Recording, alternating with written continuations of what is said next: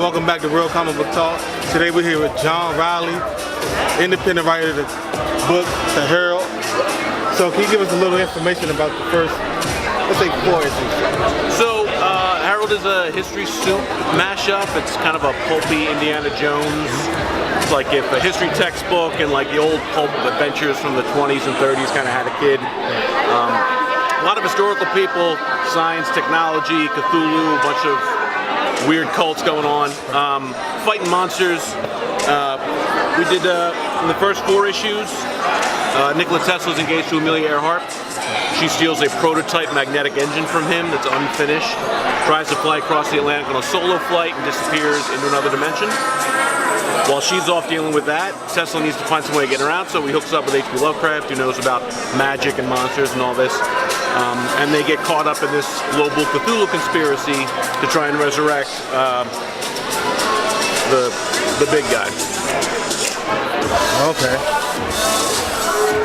So, I have a question. So, you said there's a lot of mystic and magical things there. Yeah. So what, can you give us an example of what like happens within the book that deals with this kind of magic? So, Lovecraft was taught by his mother to cast certain eldritch blasts against things from the mythos, against things that are evil and demonic. So in the second issue, Amigo shows up. These like crab-like creatures. Lovecraft throws a blast at him. We'll go to the next issue real quick. But it only affects things that are demonic, and so the blast ends up going straight through Tesla and doesn't hurt him. It only hits the Amigo. Okay. So things like that. Now I see this artwork is like fantastic. Are you also the artist? No, Tom Rogers does the pencils, the layouts, all that, and then Dexter Weeks comes in and does the ink and the color and the lettering and all the finishing work. And do you guys, I know obviously you guys work together. Do you just do like emails, or do you guys sit down together and write the whole? It's mostly emails. I've actually Dexter I'm related to. He's from Jersey, so I've met him. Right. Tom is actually out of Portland. I've never been in the same room with him. It's all been email back and forth for the last like 4 years. And they're fantastic guys to work with. It looks like it. Yeah. I see the finished product is fantastic. Thanks. Did you have any input on the way the art was going, or did you just let them be a? It's a little bit of both. I write a script out, so every page of script that I write is going to be panel 1, the camera here, it's shooting this, panel 2. They lay it out however they want, and I trust them on how they do it. There have been a couple times where he said, I'm going to need an extra panel to show the movement of this. I said, go for it, do whatever you want. We have almost always been on the same page. When I tell him I'd like it to look like so-and-so, he almost always knows exactly what I'm thinking. It's been pretty good. Now, I remember we talked off camera earlier. You said there was also a board game with the book. Yes.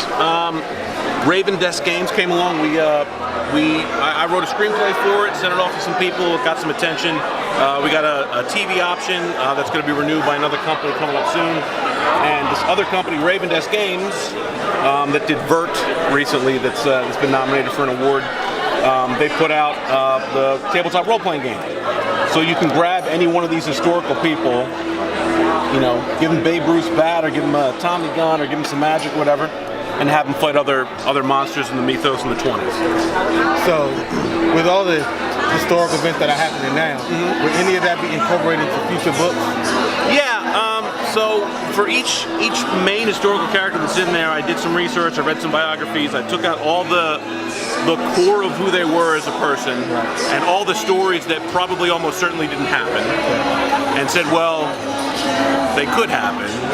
It's a comic book. They should happen. So all the stuff that's kind of that probably didn't happen, is going to end up happening. I like that. I really like that. So for the people who won't be at a con that you're at, where can they buy the book or the board game book? So you can get the game from Raven Desk Games from their website. You can get it through Drive-Thru RPG. The comic book you can get through any comic book store. We're done through Action Lab Entertainment, which is printed through Diamond that Marvel and DC and everybody else does.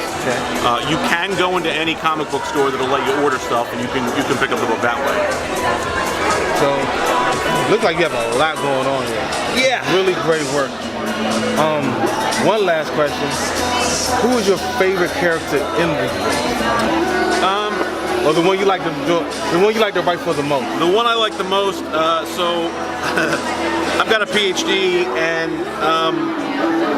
I like showing off a little bit. So there's a character in the second book where they go to Mark Twain's retirement party and the cult turns his library into a book golem. So because he's made out of books, he's very smart and he speaks entirely in original iambic pentameter. So it's this giant hulking monster that smashes everything and talks like he's from Shakespeare.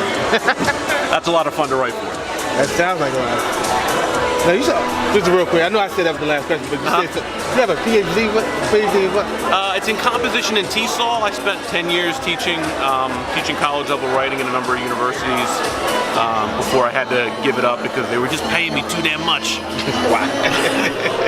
So then I had to get a job working in the private sector. But up until then, yeah, teaching writing to people. With your high intellect of words and different ways you can say different things. Mostly it's just a large student loan payment every month, but go ahead. I'm saying, is there some introspective, complicated meaning in any of the your issues? Yes. So I do write it very much like a teacher that wants their students to read literature and look for the symbols and look for the hidden meaning behind all this stuff. So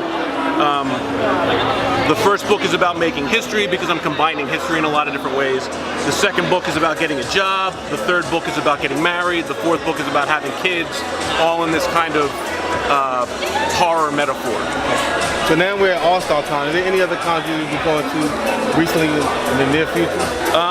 None on the schedule. I don't do too much traveling outside of the East Coast. I did San Diego a couple times. I did New York a couple times.